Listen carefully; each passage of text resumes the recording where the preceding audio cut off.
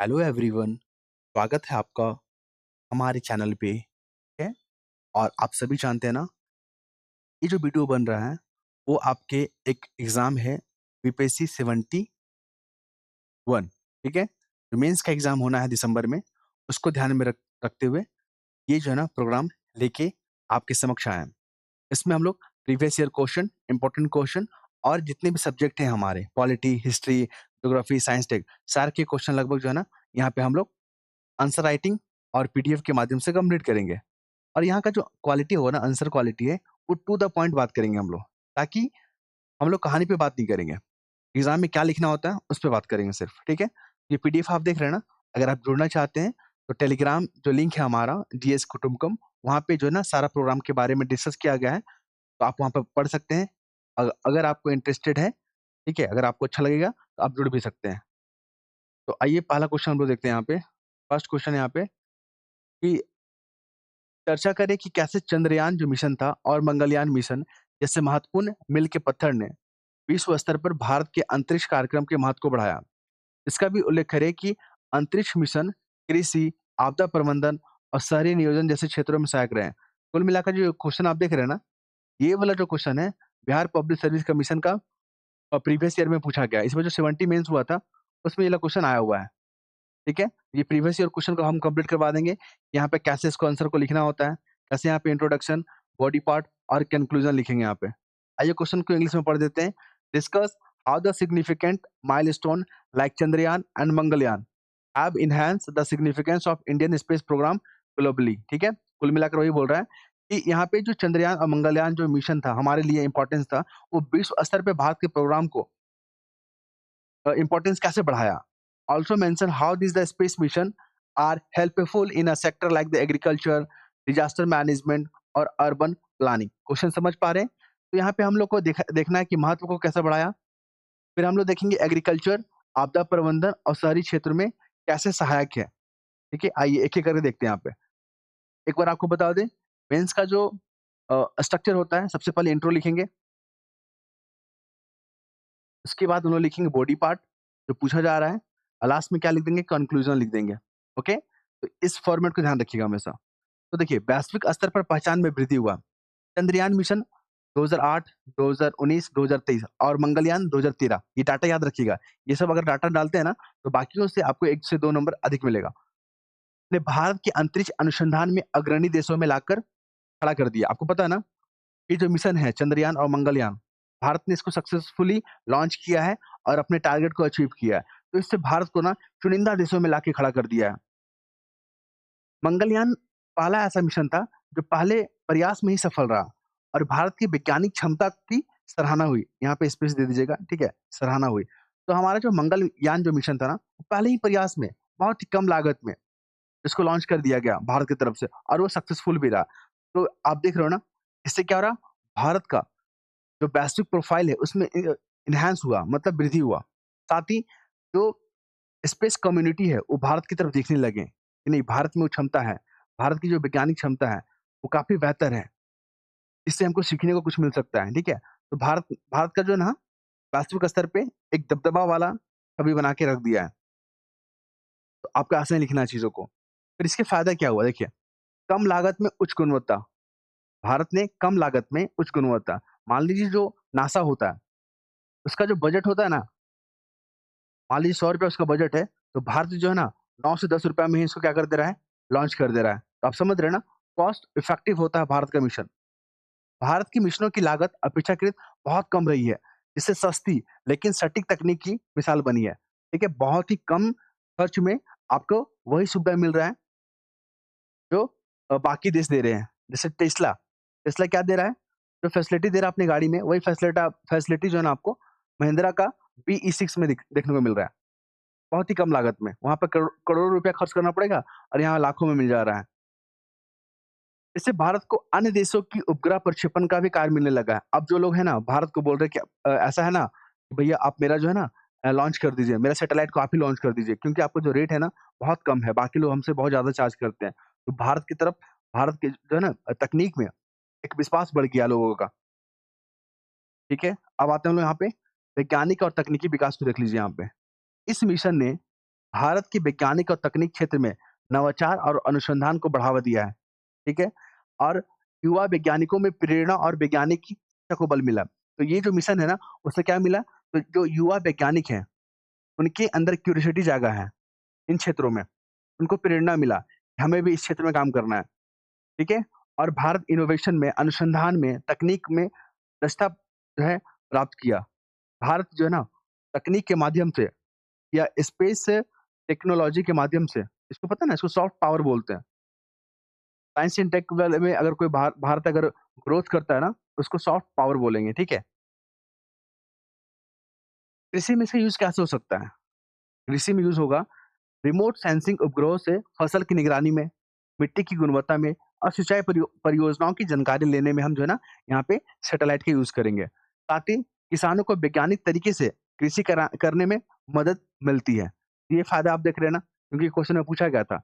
अब आपदा प्रबंधन में कैसे हेल्प करेगा हमारा स्पेस टेक्नोलॉजी? तो बाढ़, सूखा, चक्रवात, हम उस स्थिति में पूर्व चेतावनी देंगे। ठीक है? लोगों को आगाह करेंगे कि यहाँ पे इस तरह की घटना होने की संभावना है। तो आप लोग जो है ना, सुरक्षा के लिए या सुरक्षित उपाय को अपना लें।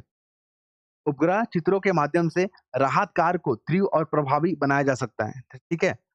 तो यहाँ पे जो राहत कार्य, मान लीजिए आपदा हो गया, उसके बाद जो बचाव कार्यक्रम होते हैं ना, तो उसमें हम सैटेलाइट का यूज़ करेंगे। आप समझ पा रहे हैं ना? अगर आपको पसंद आ रहा होगा, अपना लाइक, अपना शेयर, अपना कमेंट जारी रखिएगा।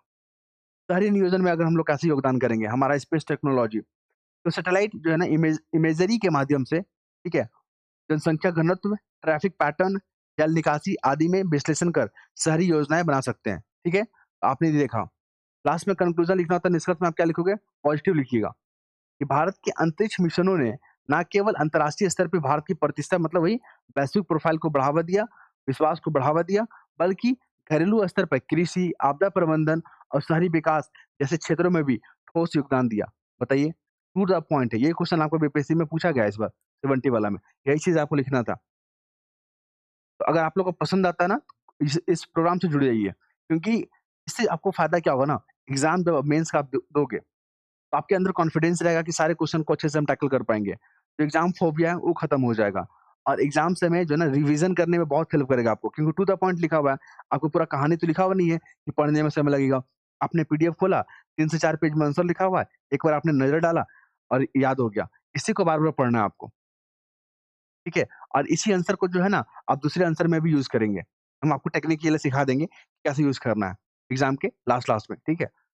दूसरा क्वेश्चन देखते हैं, ये देखिए। ये जो क्वेश्चन है ना, आज के जनसत्ता न्यूज़पेपर में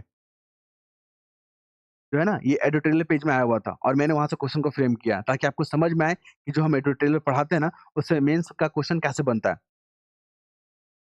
तो जो लोग जुड़ रहे हैं ना, उनको फ़ायदा हो रहा है। तो अगर आप लोग इंटरेस्टेड हैं, तो जुड़ जाइए। अब हम लोग आते हैं, भारत विश्व की चौथी सबसे बड़ी अर्थव्यवस्था बन गया। आज के न्यूज़पेपर में ये लिखा हुआ था, आईएमएफ के द्वारा, वर्ल्ड बैंक के द्वारा, कि भारत जो है ना, जापान को पछाड़ते हुए चौथी सबसे बड़ा अर्थव्यवस्था बन गया। ठीक है? इसके सामने क्या प्रमुख चुनौती है? फिर भी भारत के सामने क्या चुनौती है? क्योंकि भारत को अब 4th पे थोड़ी ना रहना है, 1 पे 3rd पहुँचना, 3rd से 1 पे पहुँचना। तो इससे निपटने के लिए क्या कदम उठाए जाने चाहिए? सभी आयामों पे चर्चा कीजिए। तो आपको जो है ना, 38 मार्क्स का ये क्वेश्चन पूछेगा आपसे। तो कैसा लिखना है? तो एक तो है आपको कि भारत जो है ना, किन-किन परिणाम के चलते जो है चौथी अर्थव्यवस्था बन गया। अगर 2014 में आप देखोगे ना, तो भारत उसमें 10th रैंक था, 10वीं सबसे बड़ी अर्थव्यवस्था था, आज 4th हो गया। तो एलपीजी रिफॉर्म हो गया, बहुत सारी जो लेबर रिफॉर्म हुआ है ना? फिर बहुत सारी नीतियाँ बना वहाँ पे। उसके बाद पीएलआई स्कीम लॉन्च किया गया। तो ये सब का आप थोड़ा-थोड़ा चर्चा कर देंगे। लेकिन हम लोग देखेंगे यहाँ पे इस आंसर को कैसे टैकल करना है। अचीवमेंट में लिखिए, आईएमएफ के अनुसार भारत 2024 में जीडीपी के आधार पर चौथी सबसे बड़ा अर्थव्यवस्था बन गया, मतलब 4 ट्रिलियन अमेरिकी डॉलर का भारत का अर्थव्यवस्था हो गया। ओके? पहला ये लिख दीजिएगा इंट्रोडक्शन में। और यह आर्थिक सुधार, उत्पादन, सेवा, डिजिटल इंडिया जैसे कार्यक्रमों का परिणाम था। एलपीजी रिफॉर्म किए थे हम लोग 1991 में। फिर पीएलआई स्कीम लॉन्च किए हैं। पीएलआई जो प्रोडक्शन को बढ़ा रहा है। फिर हम लोग यहाँ पे देखेंगे बहुत सारे लेबर रिफॉर्म भी किया गया है। ठीक है? जो 4 जो है 4 जो क्या बोलते हैं उसको? संहिता में हम लोग क्या कर दिए हैं, लिपिबद्ध कर दिए हैं। डिजिटल कार्यक्रम, मेक इन इंडिया कार्यक्रम, इन तमाम कारणों से इन तमाम योजनाओं और नीतियों से हमारा जो है ना रिफ़ॉर्म हुआ है।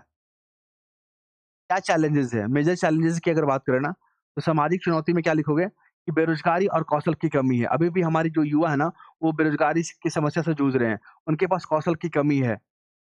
अभी आप देख रहे हो कि अर्थव्यवस्था में टेक्नोलॉजी का ज़्यादा यूज़ हो रहा है। असमानता पे बात करेंगे हम लोग, जैसे अमीर और गरीब के बीच में बढ़ता अंतर। अभी भी आप देखोगे ना, जो अमीर है, वो अमीर होते जा रहे हैं, जो गरीब है ना, वो गरीब होते जा रहे हैं। तो दोनों के बीच में खाई बन रहा है, वो नहीं होना चाहिए। तो भारत के सामने ये बहुत बड़ा चैलेंजेज़ है, इसको कैसे टैकल करेगा, उस पे आगे हम लोग चर्चा करेंगे। अब हम लोग बात करेंगे आर्थिक चुनौती में। देखिए यहाँ पे चुनिया लिखा गया है, यहाँ पे चुनौती लिखिएगा यहाँ पे, ठीक है? ये मिसप्रिंट हो गया है, तो इसको सुधार कर लिया जाएगा। तो आर्थिक चुनौती में क्या करोगे आप लोग? एमएसएमई जो सेक्टर है, वहाँ पे उसको लोन नहीं मिल पा रहा है। उसको जो सरकारी योजनाएँ हैं, उसका लाभ नहीं मिल पा रहा है। ये बहुत बड़ा चैलेंजेस बना हुआ है। निर्यात में विनिर्माण क्षेत्र में वृद्धि नहीं हो पा रहा है, ठीक है? क्योंकि हमारे प्रोडक्ट की जो क्वालिटी है, उस प्रकार की नहीं है, जो अंतर्राष्ट्रीय स्तर पे होना चाहिए। ये भी बहुत बड़ा चैलेंजेस है। महँगाई, इन्फ्लेशन और इंफ्रास्ट्रक्चर और जो टैक्स का जो स्ट्रक्चर है, वो काफ़ी जटिलता है। इस कारण से भी चुनौती बना हुआ है। फिर हम लोग बात करेंगे एनवायरमेंटल चैलेंजेस क्या है? शहरीकरण को बढ़ावा दे रहे हैं, इंडस्ट्रियलाइज़ेशन को बढ़ावा दे रहे हैं, तो इससे क्या हो रहा है? प्रदूषण बढ़ रहा है, क्लाइमेट चेंज हो रहा है, तो ये बहुत बड़ा चैलेंजेस हो रहा है हमारे लिए। अब हम लोग बात करेंगे बुनियादी ढांचे को लेकर। ग्रामीण क्षेत्रों में स्वास्थ्य को लेकर, शिक्षा को लेकर, परिवहन को लेकर, ये बहुत जो है ना कमज़ोर स्थिति है। ये भी भारत के सामने क्या है? एक चुनौती है, इसको टैकल करना होगा। अब हम लोग बात करेंगे समाधान पे, उपाय पे, क्या करना होगा हमें? सबसे पहले जो बेरोज़गार लोग हैं, वहाँ पे रोज़गार जनरेट करना होगा। तो इसके लिए हमें क्या करना होगा? लोगों को स्किल प्रदान करना होगा, ठीक है? अभी आपने देखा एआई का दौर चल रहा है, क्वांटम कंप्यूटिंग, मशीन लर्निंग, ये सब टेक्निक सीखना होगा, डाटा मैनेजमेंट। अगर ये सब नहीं सीखते हैं, तो वो उनको फिर जो वर्तमान जो रोज़गार है, वो नहीं मिल पाएगा, ठीक है? और यहाँ पे बात करेंगे जैसे स्टार्टअप है और यहाँ पे डिजिटल क्षेत्र को बढ़ावा देना होगा। आज भी आप देखोगे गाँव के दूर-दराज इलाकों में वहाँ पे इंटरनेट एक्सेस नहीं है, मोबाइल फ़ोन नहीं है लोगों के पास। तो ऐसे में डेवलपमेंट कैसे होगा? और भारत कैसे बनेगा डेवलप कंट्री? नहीं ना बन पाएगा। तो यहाँ पे हमको सॉल्यूशन निकालना होगा यहाँ पे। कृषि में कैसे रिफ़ॉर्म करोगे? जो किसान हैं हमारे, जो कि अन्न का उपज करवाते हैं और उनकी ही आय नहीं बढ़ रहा है, तो वो लोग फिर किसानी काम क्यों करेंगे? तो वहाँ पे टेक्नोलॉजी के माध्यम से, मार्केट एक्सेस के माध्यम से और अवेयरनेस के माध्यम से जो है ना किसानों की आय को बढ़ाना होगा। इसी में जो सरकार एमएसपी लॉन्च किया गया है, मिनिमम सपोर्ट प्राइस। उसके बाद बात करेंगे शिक्षा और स्वास्थ्य को लेकर, तो मानव पूँजी पर अधिक खर्च करना होगा। आज भी देखेंगे सरकारी जो हॉस्पिटल होता है ना, उसकी हालत बहुत खराब होता है वहाँ पे, ठीक है? वहाँ पे इलाज करवाइए या ना करवाइए, बात बराबर ही हो जाएगा। फिर ग्रीन डेवलपमेंट की बात करें यहाँ पे, नवकरणीय ऊर्जा, जल संरक्षण, प्रदूषण नियंत्रण, इन तमाम क्षेत्रों पे हमें काम करना होगा। अब हम लोग आते हैं निष्कर्ष। भारत चौथी अर्थव्यवस्था बनना भारत के लिए गर्व की बात है, लेकिन मुकाम को स्थिर और समावेशी बनाने के लिए हमें व्यापक सुधार करना होगा। जन भागीदारी, सस्टेनेबल डेवलपमेंट की दिशा में हमें ठोस कदम उठाने की ज़रूरत है। आई होप आप लोग को पसंद आया होगा, ठीक है? तो अगर आप लोग जुड़ना चाहते हैं, इस नंबर पे आप लोग कॉल कीजिएगा। ये नंबर है 9430357042, ठीक है? अगर कॉल करते हैं और आपको जवाब नहीं मिलता है, तो आप लोग यहाँ पे मैसेज भी कर दीजिएगा और आपको रिप्लाई किया जाएगा, ठीक है? समय रहते हुए। कोर्स का दाम कितना है? 499। हमारे टेलीग्राम चैनल पे इसको शेयर कर दिया गया है। नेक्स्ट वीडियो में मिलते हैं हम लोग। धन्यवाद।